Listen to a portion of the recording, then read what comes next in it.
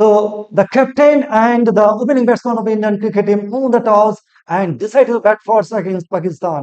Naki. So the captain and opening batsman of Indian cricket team won the toss and decided to bat first against Pakistan. Two and two makes four. Naki. Two and two make four. 5,000 rupees is enough for me. Naki. 5,000 rupees R enough for me. এই যে sentence গুলো আমি বললাম, কোনগুলো sentence সঠিক, কোনগুলো sentence বেঠিক? যদি বেঠিক হয় বা ভুল হয়, তাহলে কেন ভুল? তাহলে তার পদ্ধতি কি? কিভাবে কারেকশন করব? দেখো, যে কোনো স্কুল লেভেল, কলেজ, ইউনিভার্সিটি, যে কোনো চাকরি, স্পোকেন ইংলিশ, রাইটিং, রিডিং, প্রতিটা ক্ষেত্রে ইংলিশ গ্রামারের সবচাইতে ইম্পর্টেন্ট টপিক হচ্ছে সাবজেক্ট ভার্ব এগ্রিমেন্ট। অর্থাৎ আমাদের প্রথমেই লিখি বা বলি যে কোনো কিছু করি না কেন প্রথম সাবজেক্টকে চুজ করতে হয়, সাবজেক্টের পরে ভার্বকে বসাতে হয়। আমি দেখেছি প্রচুর ইংলিশ গ্রামার পারে, প্রচুর ওয়ার্ড স্টক আছে, প্রচুর পড়াশোনা করেছে, কিন্তু সাবজেক্ট ভার্ব যে এগ্রিমেন্ট, অর্থাৎ সাবজেক্টের পরে ভার্ব বসবে, কোন চুক্তিতে বসবে, কোন সিস্টেমে, কোন নিয়মে, কোন ফর্মুলাতে বসবে, সেটাই তাদের জানা থাকে না। আর সে কারণে ছেলেমেয়েরা একাডেমিককে পাশ করে গেলেও চাকরির পরীক্ষা থেকে মুখ থুবড়ে পড়তে হয়। প্রতিটা চাকরির পরীক্ষাতে কয়েকটি করে ঠিক সাবজেক্ট ভার্ব এগ্রিমেন্টের উপর এরর কারেকশন থাকে। এবং আমি দেখেছি প্রচুর কম্পিটিটিভ পরীক্ষার্থীদের সবচেয়ে দুর্বলতা দেখেছি আমি এই জায়গাটাতে। এই অসুবিধা দূর করার জন্যই আমার বিশেষ প্রয়াস সাবজেক্ট ভার্ব এগ্রিমেন্ট। আজকে পার্ট ওয়ান, আজকের ক্লাস করবার পর প্রায় 50% সমস্যা তোমাদের দূরীভূত হয়ে যাবে। So let's go. First rule, না, the verb must agree with its subject in number and person. This denotes that the verb must be of the same number and person as its subject. অর্থাৎ আমরা কি শিখলাম? আমরা যখন কোনো sentence লিখবো, বলবো বা কিছু করব, তখন আমাদের সাবজেক্টের পরেই আমাদের ভার্বকে বসা দিকে আমাদের অবশ্যই মনে রাখতে হবে সাবজেক্ট যে পার্সন এবং যে নাম্বার হবে, আর ঠিক একই সাবজেক্ট, সরি একই নাম্বার এবং একই পার্সনেই হবে। আমাদের অবশ্যই এই জিনিসটা মাথায় রাখতেই হবে। যখনই সাবজেক্ট বসাবো খেয়াল করবো কোন নাম্বার এটা। যদি সিঙ্গুলার হয় ভার্ব সিঙ্গুলার হবে, যদি পার্সন, যে person, first person, second person, third person, যে কোনো পার্সন থাকুক না কেন, ঠিক ভার্ব সেইভাবেই বসবে। দেখি আমরা কয়েকটা এক্সাম্পল দেখি। দেখো, I am a student। 2 number, she is a brilliant player, they are the funny boys। এখানে কি দেখতে পেয়েছি আমরা? দেখো আই, আই এর পরে কি বসলো? এম। এবার I first person singular number. এবার 2 নম্বরে দেখো she সিঙ্গুলার নাম্বার, কিন্তু পার্সনের থার্ড পার্সন দেখো কি হলো? ইজ। এইবার আই সে চেঞ্জ হয়ে গেল দে, থার্ড পার্সন প্লুরাল নাম্বার হয়ে গেল আর। তার মানে কি দেখলাম? সাবজেক্ট যে পার্সনে থাকবে, নাম্বারে থাকবে, ঠিক ভার্বও একইভাবে বসবে। কোনো দ্বন্দ্ব দ্বিধার কোনো ব্যাপার নেই। সাবজেক্ট বসানোর সঙ্গে সঙ্গে ভার্বগুলো আমরা খেয়াল করব যে নাম্বার যে পার্সনে ছিল সেই নাম্বার এবং সেই পার্সনেই বসবে। নাম্বার পার্সনে যদি তোমাদের কারোর প্রবলেম থাকে, আমার এই চ্যানেলে প্লেলিস্ট আমি দিয়ে প্লেলিস্টে গিয়ে তোমরা দেখে নেবে, নিখুঁতভাবে উদাহরণ এবং পদ্ধতিগুলো দেওয়া আছে। তাহলে দেখো আমরা কি শিখলাম এখানে? ফার্স্ট পার্সন এবং থার্ড পার্সন সিঙ্গুলার নাম্বার সবসময় কি হবে? বি ভার্ব বসবে, অর্থাৎ am, is, are, was, were. এবার থার্ড পার্সন যখন প্লুরাল হবে তখন হয় আর হবে, নতুবা অথবা ওয়ার হবে। তাহলে শিখলাম আমরা যখন স্পোকেন ইংলিশ, অর্থাৎ যখন ইংলিশে কথা বলবো, আমি হই একজন teacher, I M a teacher, তুমি হও একজন ছাত্র, ইউ আর এ স্টুডেন্ট, ওরা হয়, ছেলেগুলো হয়, বা তাহারা হয় player, they are the players. তাহলে তবে এইভাবে কিন্তু আমরা মানে শত শত হাজার হাজার সেন্টেন্স কিন্তু ঠিক এই জায়গাটুকু খেয়াল রাখলে পরে আমরা নির্ভুল ভাবে বলতে পারবো। চলো দেখি রুলস নাম্বার 2 কি আছে। দেখো, or more singular subjects connected by and usually take a verb in the plural। তার মানে কি দেখলাম? দুটো বা তার বেশি সিঙ্গুলার এক বছরের যদি সাবজেক্ট থাকে এবং সেটা কানেক্ট করা, যুক্ত করা কি দিয়ে থাকবে? এন্ড। সেক্ষেত্রে ভার হবে প্লুরাল। দেখো কিরকম? Virat, Virat Kohli and Rohit Sharma are good cricketers. দেখো কি রয়েছে? সিঙ্গুলার নাউন কি আছে? Singular subject Virat singular, Rohit singular. দুটো সিঙ্গুলার সাবজেক্টকে কানেক্ট করা যায় কি দিয়ে? এন্ড দিয়ে। যখন যুক্ত হয়ে গেল, প্লুরাল হয়ে গেল, অবশ্যই ভার্ব কি হবে? আর। একই রকম দেখো, the man and woman are fond of travelling. পুরুষ এবং নারী, পুরুষ এবং নারী ভ্রমণ করতে অত্যন্ত আগ্রহী। দেখো singular subject the man, singular subject woman, দুটো কানেক্ট করা যায় কি অ্যান্ড দিয়ে, সেক্ষেত্রে ভার্ব হবে প্লুরাল। একইভাবে দেখো, the Ganges and the Brahmaputra are two big rivers of India. একই রকম the Ganges and the Brahmaputra. তাহলে আমরা এই সিদ্ধান্তে উপনীত হলাম যে আজকের থেকে আমরা যখন দুটো কমপক্ষে থাকবে, তার বেশি যদি সিঙ্গুলার সাবজেক্টকে অ্যান্ড দিয়ে যুক্ত করা থাকে, তারপরে যে ভাবটা থাকবে, চোখ বন্ধ করে লিখে দেবো আমরা কি বলতো? প্লুরাল। চলো আমরা দেখি rules number 3। Two singular nouns refer to the same person or thing are must be in singular number. পরীক্ষা সবচেয়ে বেশি আছে এই রুলসটার উপরে।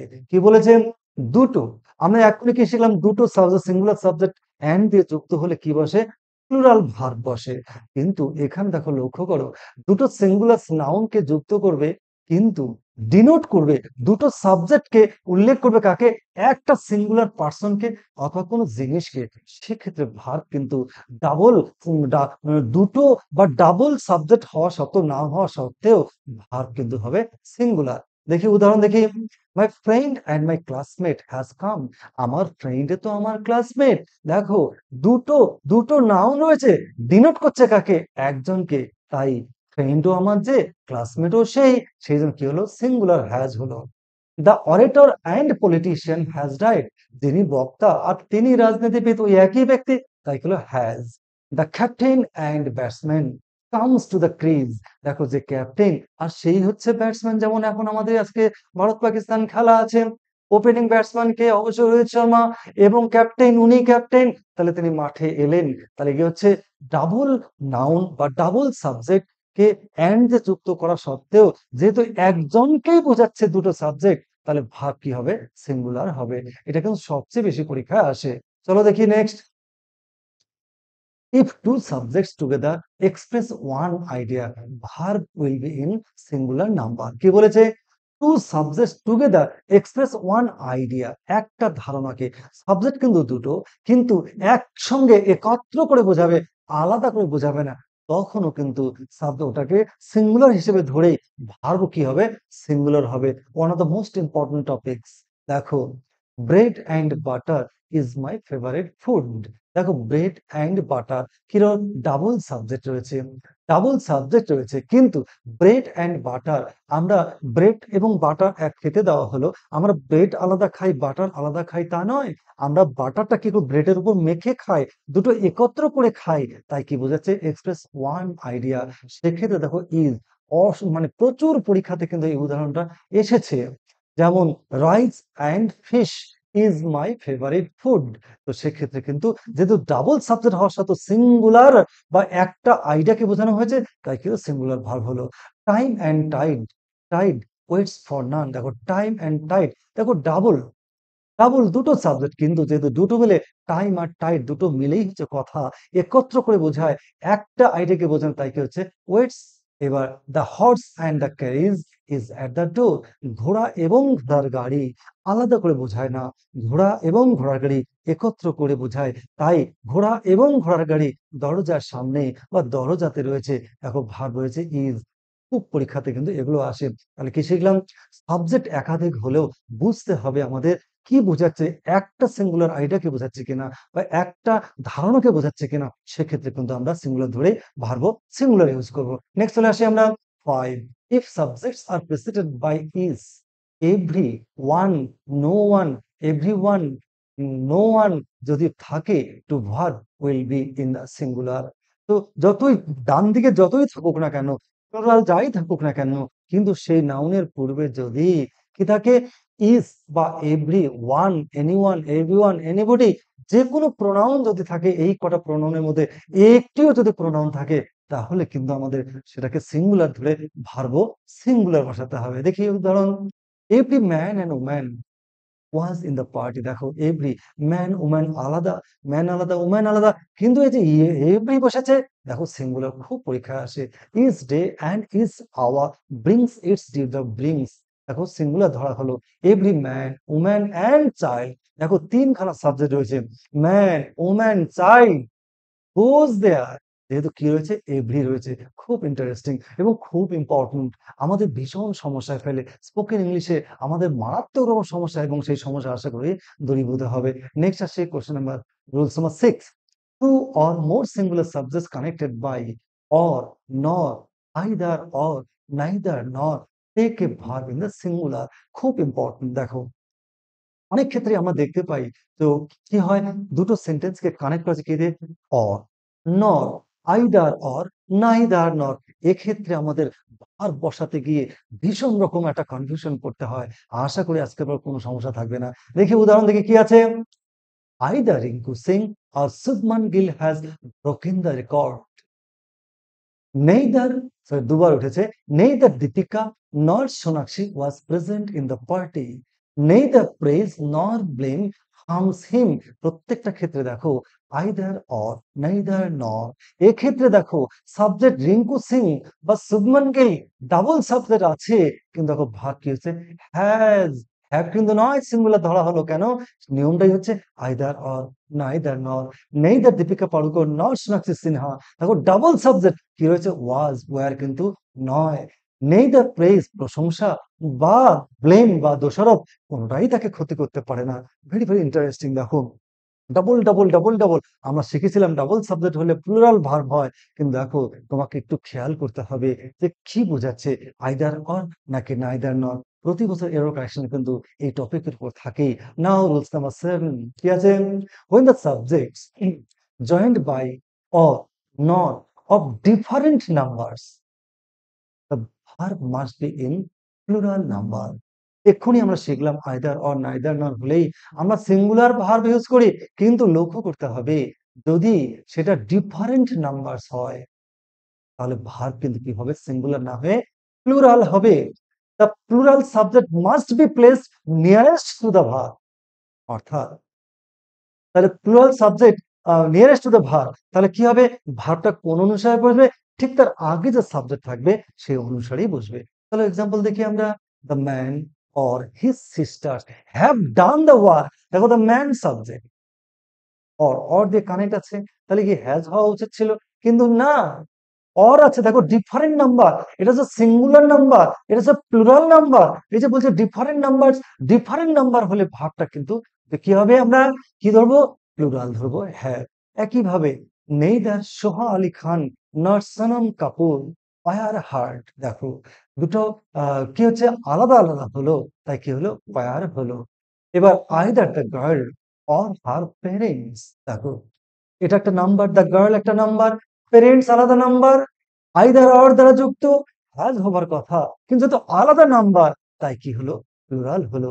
এটাই তো আমরা শিখেছি, যদি ডিফারেন্ট নাম্বার হয় তাহলে ভার্ব অবশ্যই কি হবে, প্লুরাল হবে। এবং এই যে ভার্বটা বসবে কি অনুসারে বসবে, ঠিক তার আগের যে পার্সন বা সাবজেক্ট সেই অনুসারেই বসবে। একটু বলেই রাখছি, এই উদাহরণটা কিন্তু সোনম কাপুর না হয়ে সোনম সোনম ফ্যামিলি মেম্বার্স বসানোর কথা ছিল, সেই কারণে ওয়ার বসিয়েছি।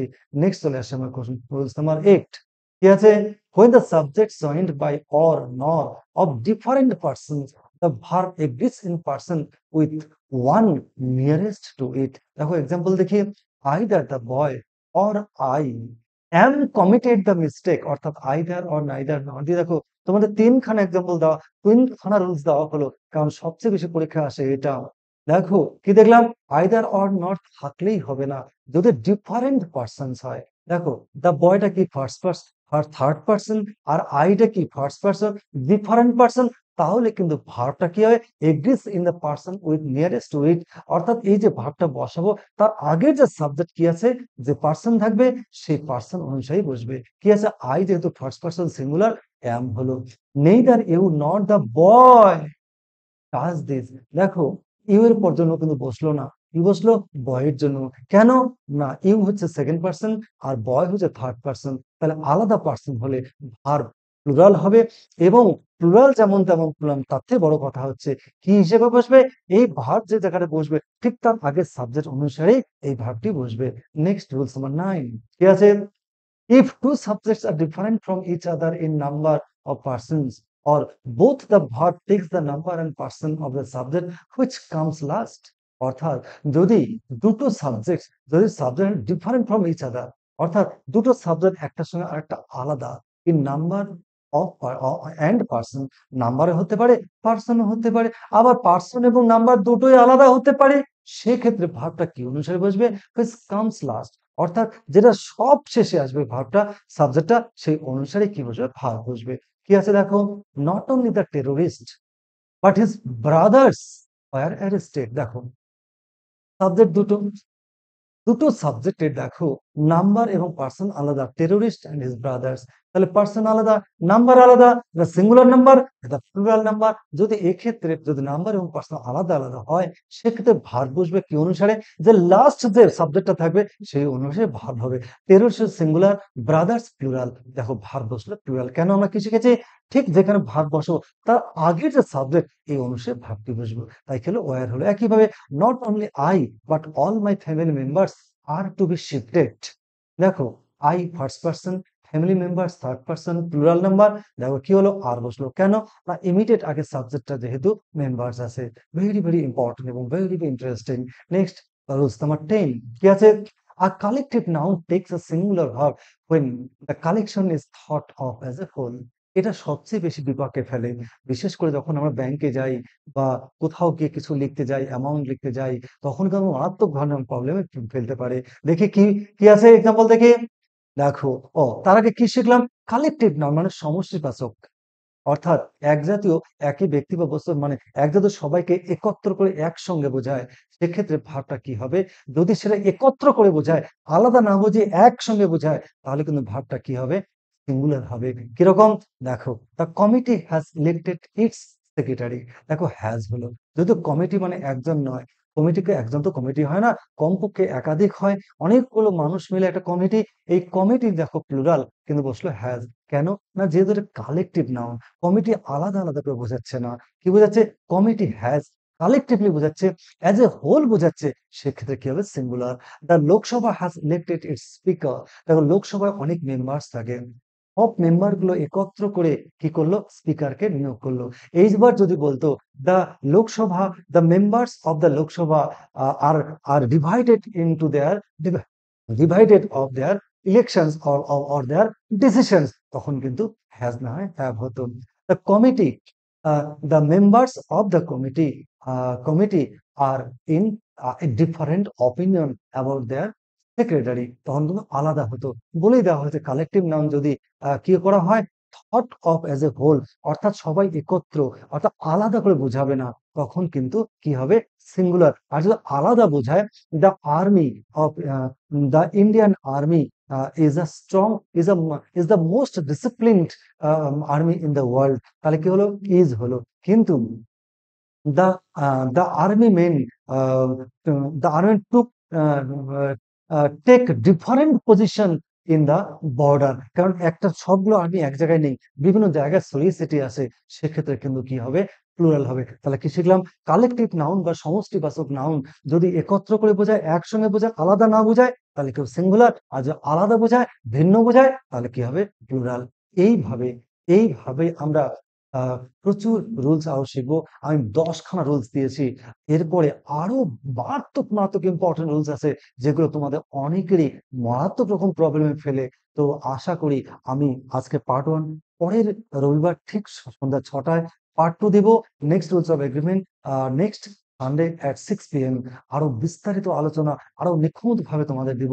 আশা করছি যে কোনো class, spoken English, writing, reading এবং কম্পিটিটিভ পরীক্ষায় নির্দ্বিধায় হেসে খেলে তোমরা কোয়ালিফাই করতে পারবে।